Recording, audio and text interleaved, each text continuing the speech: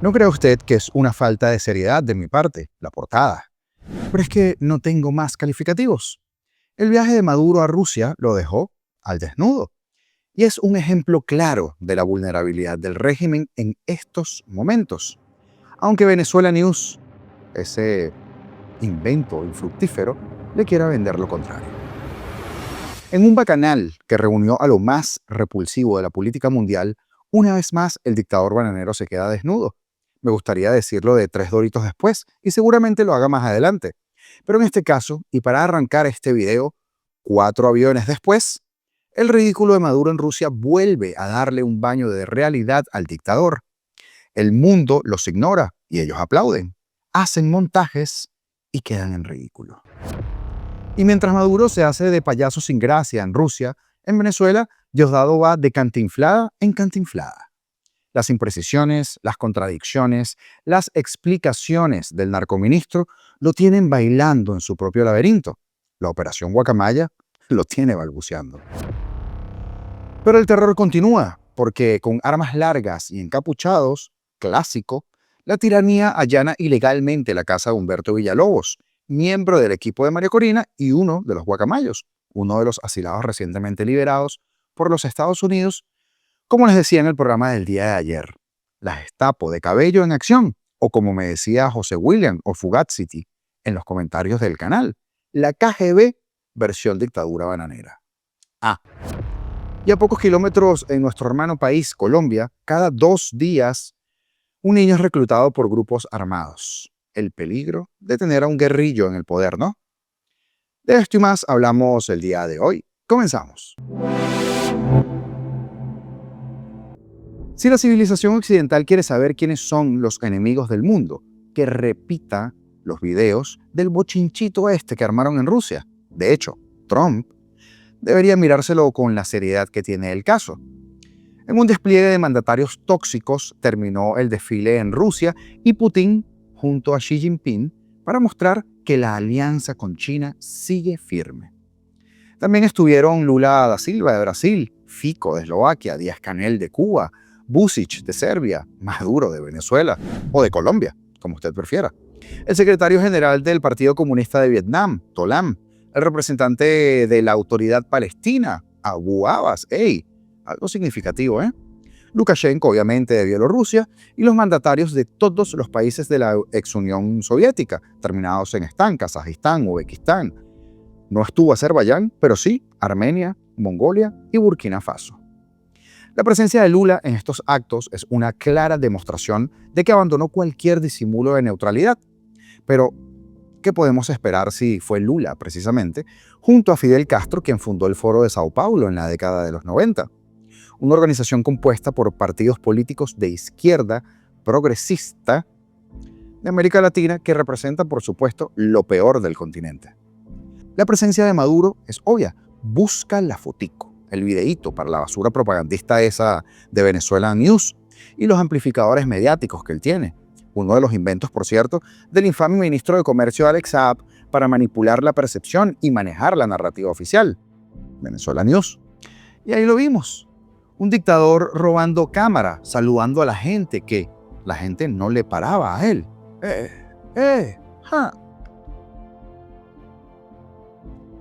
Mentira. Uno de los ridículos, aparte de ese, fue el regalo que quiso darle Maduro a los actos conmemorativos que obviamente no le permitieron incluir en el protocolo. Una especie de comparsa militar que cantaban gaitas en mayo y que bailaban al ritmo de los tambores. Putin le dijo, ¿qué va, papá? Me los mandas al patio trasero. Y entonces, Venezolana de Televisión, esa letrina mediática por excelencia en Venezuela, comenzó con sus trucos de cámara y le decía a los 3 pelagatos que ven eso, que había 1 millón de personas viendo el acto, cuando la televisión rusa los expuso en su mentira una vez más. Ven ustedes allí, no digo 1 millón, 100 personas, porque así a ojo por ciento le digo que no. La mitomanía de siempre. Mienten y luego se creen sus mentiras y la hacen banderas. Luego vino la foto oficial. Putin se aseguró que su hijo estuviera tan cerca de él como le corresponde. ¿Lo ven? Al hijo de Putin, al ladito. Bueno, casi al lado, pues. Y con una cara de felicidad que no cabe dentro de su elefantismo. Es más, casi que lo ponen con los soldados. Como también le pasó durante el desfile. Lo mandaron a las gradas, o como decimos por acá, a los bleachers, al lawn. Putin se sentó con el que tenía que sentarse, Xi Jinping. Y Maduro, feliz nuevamente, mírelo, con los honores que le dieron cuando lo designaron protector especial de los asientos de atrás. Y otra cosa curiosa fue que los invitados llevaban ese distintivo que usted ve en pantalla, este elemento en sus solapas, que al parecer es la cinta de San Jorge, una condecoración de la época del Imperio que en ninguna foto, y créame que revisé unas cuantas, pude verle a Maduro. Me imagino que Maduro solo era merecedor de una caminata por Moscú. Qué divertido habría sido que le hubieran puesto un pin como una guacamaya. Una guacamaya que sepa aikido, como el impresentable Steven Seagal, que de ser un peleador experimentado, ahora es un masajista profesional. Y no solo por haberse naturalizado como ruso, para que Putin le dé un abrazo de oso, sino también para chupar hasta el bigotón de Maduro, al que seguramente también le saca dinero a cambio de la fotico, así como todos recordaremos. La repetitiva cara de malestar de Maduro tiene, por supuesto, ahora más explicación, ¿verdad? Aparte de lo que vieron, le bailaron a 5 rehenes, los relegaron a las gradas, no le dieron el tratamiento de invitado de honor, no le permitieron montar la parafernalia, y lo más relevante que hizo fue la cena del terror con lo peor del continente y el fulano acuerdo que firmaron. Pero ahora vamos a ponernos un poquito más serios, porque ¿qué acuerdo? ¿Qué gana Rusia con ello? ¿Por qué quieren mantener a Maduro en el poder? Cuestionada la legitimidad de Maduro tras las elecciones de julio, el Consejo Nacional Electoral, esa cosa extraña que funciona en Venezuela para repetir lo que Maduro quiera decir, afín al oficialismo, su apéndice, proclamó a Maduro ganador sin mostrar ninguna prueba. La oposición, con más de 80% de las actas, por supuesto, sabemos que Edmundo González Urrutia ganó con amplia ventaja, lo que por supuesto generó el rechazo internacional, incluso de aliados ideológicos como Colombia y Brasil. A pesar de la controversia, esos 3 países han apoyado a Maduro, felicitándolo por su triunfo y ofreciendo soporte técnico, económico y militar. Y ese respaldo es vital para contrarrestar sanciones internacionales y protestas internas. Escuchen por qué hacen esto. Vamos a escuchar esto rapidito.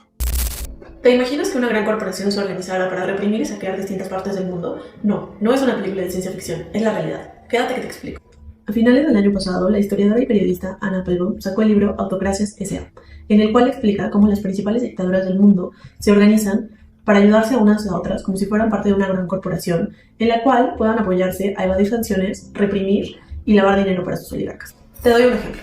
En 2022 se descubrió que una red de organizaciones fantasma se las arregló para exportar petróleo venezolano y con las ganancias comprar tecnología que después Rusia utilizó para masacrar a ucranianos. Con esto se las arreglaron para evadir tanto las sanciones petroleras a Venezuela como la prohibición de exportar componentes tecnológicos a Rusia. Además de ello, se sabe que Cuba comparte información y personal para ayudar a reprimir en Venezuela y que China, a través de Huawei, ha vendido sistemas de vigilancia a países como México, Serbia, Sudáfrica, Brasil y Turquía. Estos son solo algunos de muchos ejemplos que demuestran que al enfrentarnos a una dictadura, en realidad nos estamos enfrentando a un entramado criminal gigantesco. Por eso, si las dictaduras actúan juntas, las democracias deben hacerlo también. Se requiere de mecanismos económicos, políticos y diplomáticos para evitar que la autocracia siga expandiéndose y afecte cada vez a más países. ¿Así o más claro? Por cierto, no tengo el nombre de ella, pero si ustedes saben quién es, alguien la conoce, déjenme saberlo en los comentarios para poder darle los créditos. Pues bien, ¿cuál es el interés de Rusia? Venezuela compró 11.000 millones de dólares en armas entre el 2005 y el 2013 y por supuesto sigue recibiendo soporte técnico para sistemas como los S-300. Rosneft prestó 8.000 millones de dólares a PDVSA y comercializó hasta el 30% del crudo venezolano sancionado. Gestos militares, como el envío de cazabombarderos Tu-160 en 2018 y mercenarios del grupo Wagner en 2019 y en 2024, refuerzan esa alianza con Rusia. ¿Y cuál es el beneficio para ellos? Venezuela, como aliado estratégico cerca a Estados Unidos, lo apoya en la ONU y le da el reconocimiento de territorios prorrusos, como Abjasia y Oseta del Sur. Por su parte, Irán, que también está en el paquete, le brinda asistencia práctica y experiencia antisanciones, envíos técnicos y repuestos para reparar refinerías venezolanas, solucionando la escasez de gasolina, por ejemplo, entre el 2019 y el 2020. También intercambió crudo iraní por oro venezolano y proporcionó alimentos como a supermercados Megasis en Caracas. Irán, además, suministró drones, lanchas y lanzamisiles y también asesoramiento para reprimir protestas mediante tácticas del Basij iraní. ¿Y cuál es el beneficio para Irán? Algo parecido, un aliado en contra de los Estados Unidos, la coordinación en la OPEP y el apoyo venezolano en temas de derechos humanos en la ONU. ¿Qué tienen en común? Intereses en contra de Occidente, ya que tanto Irán como Rusia, como China y Venezuela, estos países se oponen a sanciones unilaterales y defienden la soberanía de Maduro en la ONU, vetando, por ejemplo, resoluciones críticas como en 2019. Y Venezuela les ofrece una plataforma para proyectar influencia en América Latina, desafiar a los Estados Unidos y acceder a recursos estratégicos como el petróleo.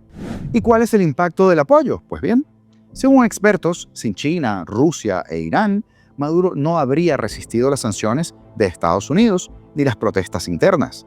Su soporte combinado, económico, militar y político, han creado una economía paralela que sostiene al régimen. Es lamentable, pero es así. De todos esos componentes también tendremos que deshacernos de una o de otra manera. Y vamos brevemente con Diosdado Cabello, porque todos lo hemos visto patinar una y otra vez. Sobre todo cuando intenta explicar lo de la Operación Guacamaya y defender su punto, que fue una negociación. Ahogado en sus mentiras, en bucle. Hasta lo de la escalera quedó para la galería de las estupideces de este alumno aventajado del mal. Se convirtió en un chiste en nuestra sección de comunidad, entre los comentarios de ustedes y los mensajes. Pues bien, como siempre digo, no es que vaya a sorprenderle a usted ni a nadie con esto que les voy a presentar. Esto es la plena intención mía para seguir documentando cuando llegue la hora de usted me entiende. El 20 de agosto se fue una muchacha que se llama Claudia Macero. ¿Y se fue cómo? Por su cuenta. Luego salió el señor Martínez Mótola, que luego falleció desafortunadamente estando en libertad. Salió, ¿y para dónde se fue Martínez Mótola? Para su casa porque era un show lo que ellos tenían. 3 doritos después. Fíjate, yo mostré la foto de cuando salió Claudia Macero. Y ahí está detenido el que la sacó. Es parte de la banda de unos coyotes que había aquí en Venezuela. Y está detenido. Y el que nos ha echado todos los cuentos es él. Él y otros, pues, que cayeron en esa relleno. Video 1. Diosdado el miércoles dijo que Claudia Macero, una de las asiladas de la Embajada de Argentina, se fue por su cuenta y sin ningún tipo de inconvenientes. Video 2. El jueves. Dice que Macero le ayudó a escapar a un supuesto coyote, que ya está detenido y confesando todo. ¿Por qué lo meten preso? De inteligencia no se va a morir Diosdado, como dijo el alacrán aquel que usted recuerda. Ahora, a través de redes sociales se denunció un nuevo allanamiento ilegal a la residencia de Humberto Villalobos, miembro del comando político de María Corina Machado y otro de los opositores recientemente rescatados de la Embajada de Argentina en Caracas, gracias a la Operación Guacamaya, liderada, hasta donde sabemos, por el gobierno de los Estados Unidos. La información fue dada a conocer ayer sábado 10 de mayo, donde se advirtió que funcionarios encapuchados y con armas largas irrumpieron en el edificio El Samán, ubicado en Caracas, donde residía Villalobos.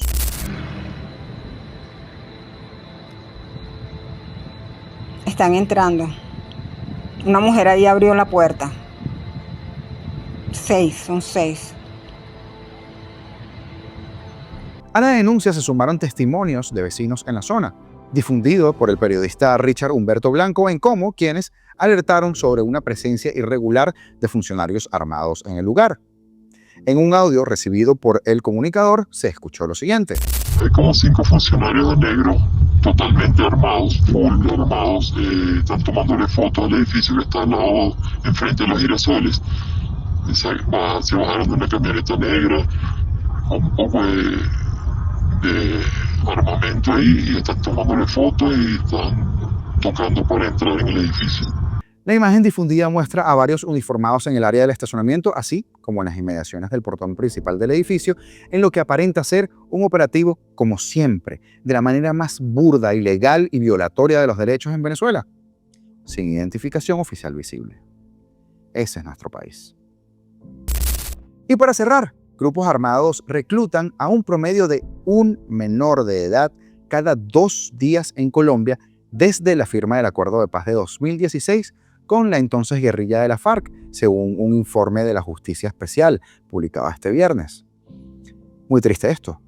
El reclutamiento forzado de niños ha sido una de las violaciones de derechos más graves en 6 décadas de conflicto armado y no se dio pese al pacto de desarme de la guerrilla.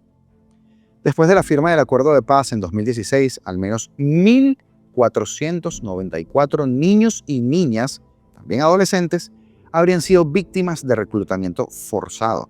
Dijo en su informe la Jurisdicción Especial para la Paz, JEP por sus siglas, surgida en el pacto. Las estadísticas con corte al 10 de abril de 2025, o sea, ayer, muestran cómo rebeldes paramilitares y narcos han usado a miles de menores como combatientes, mensajeros o espías, exponiéndolos a la violencia extrema. Las redes sociales, señores, son el gancho principal en las zonas donde el conflicto persiste. Utilizan música y las tendencias virales con mensajes que ensalzan a la vida guerrillera. Algo así como lo que hace Venezuela News, Madeleine García, Roy López, Carvajalino. Las disidencias de las FARC, lideradas por Iván Mordisco, son las que más recurren a esta estrategia. Lo hacen a través de contenido que exalta el poder armado, el narcotráfico y la vida en campamentos ilegales, sostiene este documento.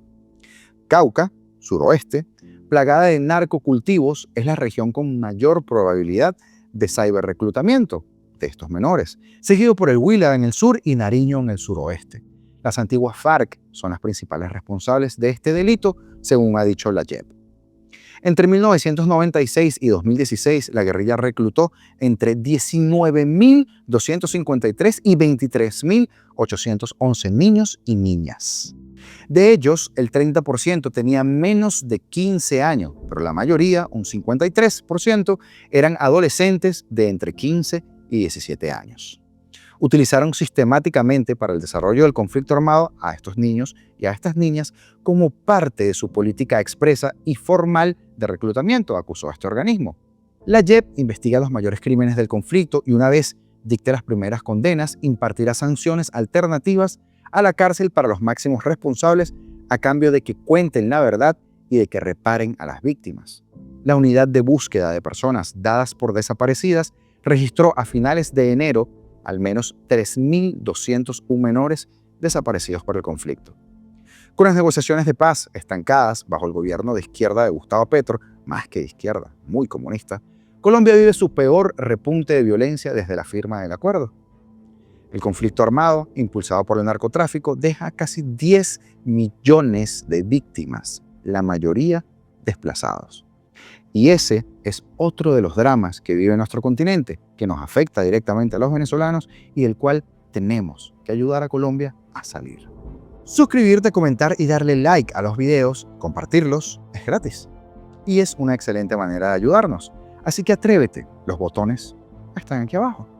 Sigamos creando comunidad, porque mientras más seamos en este espacio, a más lugares llegaremos juntos. Y ustedes saben que siempre estoy allí, respondiendo la mayor cantidad de mensajes que puedo todo el tiempo. Libertad o nada, señores. Y los dejo con el video de la ola de represión que ha desatado Diosdado en una semana terrible, esta que está terminando hoy, con múltiples desapariciones. Esto es